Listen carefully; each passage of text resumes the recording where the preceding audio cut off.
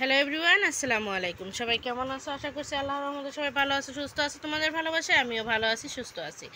সকাল সকাল ঘুম থেকে উঠে সমস্ত কাজবাজ কমপ্লিট করে নিয়ে বসে পড়েছি চা খাইতে। তো আজকে চা খাচ্ছি গরুর দুধের চা। বিশ্বাস করো, মনে হচ্ছে অনেক দিন পরে গরুর দুধের চা খাচ্ছি।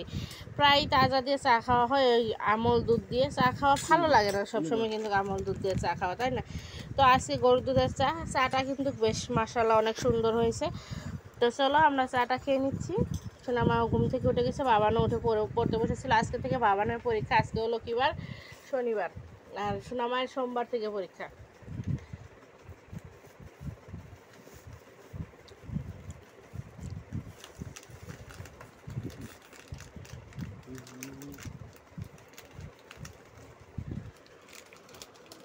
তোমাদের দাদাভাই একটা চারা নিয়ে এসেছিলো ঈদের দিন। হ্যাঁ, বিশ্বাস করো এতটা পরিমাণে ঝাল, খাওয়া যায় না, এতটা পরিমাণে ঝাল। এটা ফুটু নিবা, এটা ফুটু।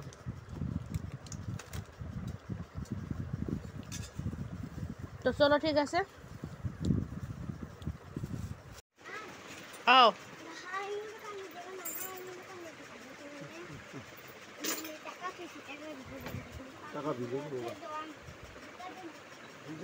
শোনার পর বাসার ভিতরে একটা আছে 1 নম্বর যদু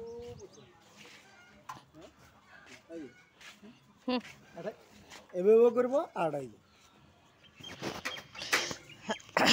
এটা হলো মাহেরু। আসেন আসেন আসেন আসেন, বইসে যান। আমার তো হইবে আসে না দেখছি।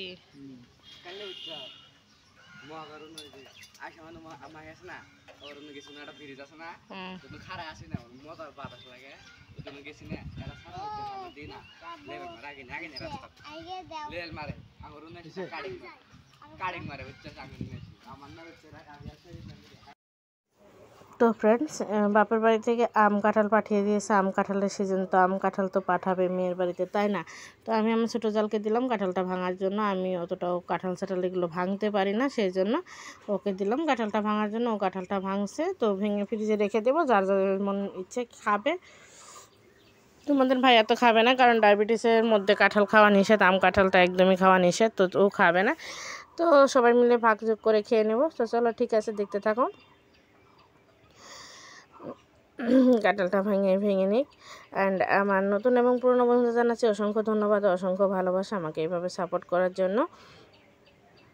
তোমাদের সাপোর্ট আর ভালোবাসা না পেলে কিন্তু এই প্ল্যাটফর্মে কেউ এগিয়ে যেতে পারবে না। সবাই সবাইকে সাপোর্ট করতে হবে, সবাই সবার পাশে থাকতে হবে, এটাই বাস্তব।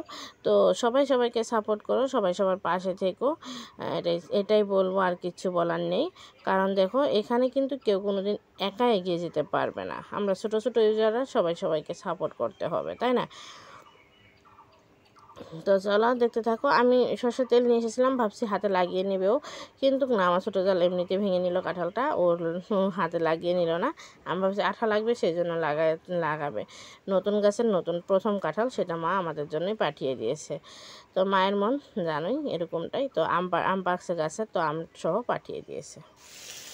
হ্যালো এভরিওয়ান, আসসালামু আলাইকুম। সবাই কেমন আছো? আশা করছি আল্লাহর রহমতে সবাই ভালো আছো, সুস্থ আছো। তোমাদের ভালোবাসায় আমিও ভালো আছি, সুস্থ আছি। তো রান্না চাপিয়ে দিয়েছি। আজকের ব্লগটা আমি দুপুর থেকেই শুরু করলাম, রান্নাবান্না থেকে শুরু করলাম। তো আজকে রান্না করলাম, এখানে দেখতে পাচ্ছ ডাল রান্না করছি, তোমাদের মসুর ডাল রান্না করছি, শুকনো লঙ্কা আর রসুন দিয়ে ফোড়ন দিয়ে দিয়েছি। আর এখানে ভাজা মাংসগুলো বার করে রাখছি রান্না করবো জন্য, ফ্রিজে ছিল। আর এখানে পোলাও রান্না করার জন্য বাসমতি রাইস ভিজিয়ে রাখছি, বাসমতি রাইসের পোলাও করব, ঠিক আছে? তো ছোটো ভাই একজন এসেছে, মা আম কাঁঠাল পাঠিয়ে দিয়েছে, আম কাঁঠালের সিজন। তো আম কাঁঠাল পাঠিয়ে দিয়েছে, গাছের আম, গাছের কাঁঠাল। অ্যান্ড আর আমার ভাই তো দুইটা জানো, ছোটোটাকে রেখে গেছে, আরেকজন যে আছে সেও আসবে দুপুরে এখানেই, ওকেও ফোন করে ডাকবো এখানে খেয়ে যেতে। তো ভাই আসবে, ঈদের সময় আসেনি, তো ভালোই লাগছে, আনন্দই লাগছে, কারণ ঈদের সময় আসে না। ঈদের সময় সত্যি কথা বলতে খুবই মন খারাপ লাগে যদি ওরা কেউ না আসে। তো এখন আসবে শুনে ভালো লাগছে। আর আমার সোনামা পরীক্ষা দিয়ে আসলো, দেখতে পাচ্ছ এসে কাঁঠাল খাচ্ছে। ঠিক আছে, নানু বাড়ি থেকে কাঁঠাল পাঠিয়েছে বলে কথা, তো কাঁঠাল খাবে না সেটা তো আর হয় না। তো সোনামা কাঁঠাল খাচ্ছে, প্রচণ্ড পরিমাণে খুশি সোনামা। ঠিক আছে, তো চলো ঠিক আছে, আমি মাংসটা রান্না করছি। আর ভাজা মাংস রান্না করতে গেলে কিন্তু বেশিটা অসুবিধা লাগে না, পেরেশানি লাগে না, তো খুব তাড়াতাড়ি হয়ে যায় রান্নাটা। আদা রসুন পেস্ট করাই আছে, এখানে রসুন আর পেঁয়াজ কুচি তেলের মধ্যে ভেজে নিচ্ছি। আদা রসুনের পেস্টটা বার করা হয়নি ফ্রিজ থেকে, বার করে নিয়ে এসে আমি রান্নাটা করে নিচ্ছি। ঠিক আছে, তো চলো দেখতে থাকো। আশা করছি আজকের ব্লগটার কোনো অংশ তোমাদের ভালো লাগবে। যদি ভালো লাগে অতি অবশ্যই একটা করে লাইক দিয়ে ভিডিওটা কন্টিনিউ করো। তো একটু দেখতে পাচ্ছ মাংসটা কষিয়ে নিচ্ছি ভালোভাবে, সমস্ত মশলাপাতি দিয়ে দিয়েছি, দিয়ে মাংসটা কষানো হচ্ছে এখানে। তো আদা জিরা পেস্ট, জিরা রসুন আদা এগুলো পেস্ট, সব কী বলছি, আদা রসুন পেস্ট, পেঁয়াজ কুচি দিয়ে দিয়েছি, আর তোমার জিরা গরম মশলা সমস্ত কিছু গুঁড়া দিয়ে দিয়েছি। দিয়ে সুন্দর করে একটু ভাজা ভাজা করে নেব, নিয়ে অল্প করে ঝোল দিয়ে দেবো। এই মাংসগুলোতে ঝোলটা বেশি লাগে না, একদমই কম ঝোল দিলেই হয়ে যায়। তো ঝোল দিয়ে মাংসটা ভুনা ভুনা করে নামিয়ে নেব, কারণ ডালের সঙ্গে খাওয়া হবে। ঠিক আছে, দেখতে পাচ্ছ মাংসটাতে ঝোল দিয়ে দিয়েছি, এবার মাংসটা ভুনা হয়ে গেলেই নামিয়ে নেব। তো ভাজা মাংস এভাবে রান্না করলে কিন্তু সুন্দর টেস্ট পাওয়া যায় মাংসটার। আর এই মাংসটা গরম গরম খেতেই ভালো লাগে। আর প্রচণ্ড পরিমাণে তেল ছাড়বে মাংসটার থেকে, কারণ ভাজা মাংসের ভিতরের তেলটাও বের করে আনে। ঠিক আছে, তো চলো ঠিক আছে, রান্নাটা হয়ে যাক।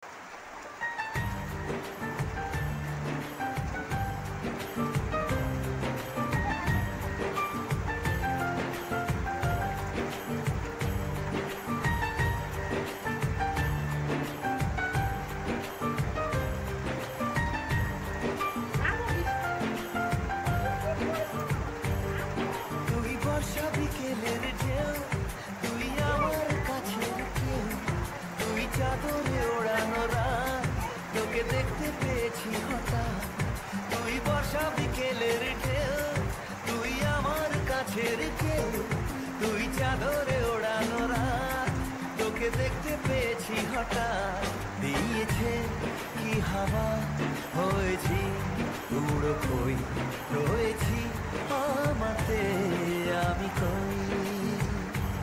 দিয়েছে কি হাওয়া, হয়েছি উড়ো কই, রয়েছি আমাতে আমি কই। তুই ভাষা সকালের রেশ, তুই আমার ঘুমের দেশ, তুই চাদরে মোড়ানো রাত, তোকে চিনতে পেরেছি হঠাৎ। দিয়েছি কি হাওয়া, হয়েছি উড়ো কই, রয়েছি আমাতে আমি কই। দিয়েছি কি হাওয়া, হয়েছি উড়ো কই, রয়েছি আমাতে আমি কই।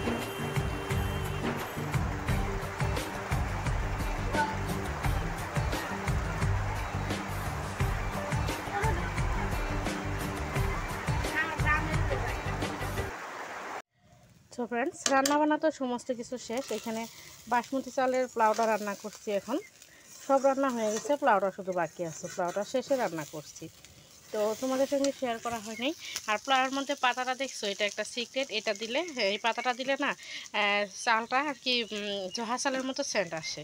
আর এই যে দেখতে পাচ্ছ মাংস, কারণ আমি এই দিক থেকে খালি দেখতে পাচ্ছ, কারণ আমি খেতে দিয়ে দিয়েছি দুজনকে, তো তার জন্য মাংস বেড়ে নিয়ে গেছি, তার জন্য খালি। তো মাংস ভুনাটা দেখছো কেমন আসছে কালার, মাশাআল্লাহ কিন্তু দারুণ সুন্দর কালার এসেছে। আর পোলাওটা সুন্দর একটা সেন্ট বেরিয়েছে, স্মেল বেরিয়েছে পোলাওয়ের থেকে। ওই পাতাটা এমনি ধরো কাঁচা যদি তুমি ইসে করো, নাকের সামনে নাও, সেরকম গ্রানটা লাগবে না, জহার গ্রানটা লাগবে না, একটা পাতার মতোই গ্রান আসবে। কিন্তু যখন তুমি এটা রান্নাতে ইউজ করবে, তখন কিন্তু সুন্দর একটা স্মেল বেরোয়। এটা এই পাতাটার সিক্রেট, গাছ আছে আমার কাছে, তোমাদের যদি লাগে তোমরা নিয়ে যেতে পারো। ঠিক আছে, তো আমি এটা একটু হালকা করে ভালোভাবে একটু ভেজে নেব, ভেজে নিয়ে পানি দিয়ে দেবো, পরিমাণ মতো পানি দিয়ে দেবো। চালটা সেদ্ধ হওয়ার জন্য। ঠিক আছে, তো চলো আমি পোলাওটা রান্না করে নিচ্ছি, তারপরে ভাই আসলে ভাইকে খেতে দেবো। ভাইকে ফোন করছিলাম, ছোটো ভাইটাকে খেতে দিয়ে দিয়েছি, আর পোলাওটা বাকি আছে। তো একটু আগে এসেছে, তো তোর ক্ষুধা লাগছে, ভাবলাম তো ভাতটা হয়ে গেছে, যদি ভাত হয়ে গেছে, ডাল হয়ে গেছে, যে হয়ে গেছে ওকে খেতে দিই, পরে না হয় আমাদের সঙ্গে আবার পোলাওটা খাবে। সেই জন্য ওকে আগে থেকে খেতে দিলাম, ওকে আর আমার সোনামাকে খেতে দিয়েছি, ভাইকে আর সোনামাকে খেতে দিয়েছি। সোনামা আমার আলু সিদ্ধ দিয়ে ভাত খাচ্ছে। সত্যি বলতে সোনামা কষ্ট হচ্ছে, সোনামা মাছ নিয়ে আসলে খাচ্ছে, বাট মাংস খাচ্ছে না। তো চলো ঠিক আছে, আজকে তোমাদের ভাইয়া মাছ পায় নাই, সেই জন্য আনে নেই। তো ঠিক আছে, আমি পোলাওটা রান্না করে নিচ্ছি, পরে আবার তোমাদের সঙ্গে দেখা হচ্ছে। সো ফ্রেন্ডস, সবার খাওয়া দাওয়া শেষ। তো আমি যেমনটা, আমি ঠিক তেমনটাই দেখাতে পছন্দ করি। তোমরা হয়তো বলবে যে গামলাতে আপু ভাত খাচ্ছে, তো এই গামলাতে পোলাও বাড়ছিলাম।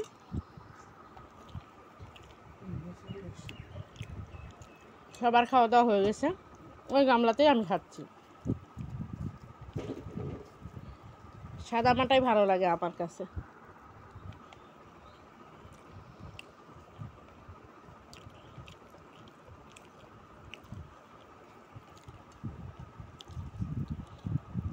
তো ভাই এসেছিলো, ভাই খেয়ে দিয়ে ছোটো ভাইটাকে নিয়ে চলে গেল।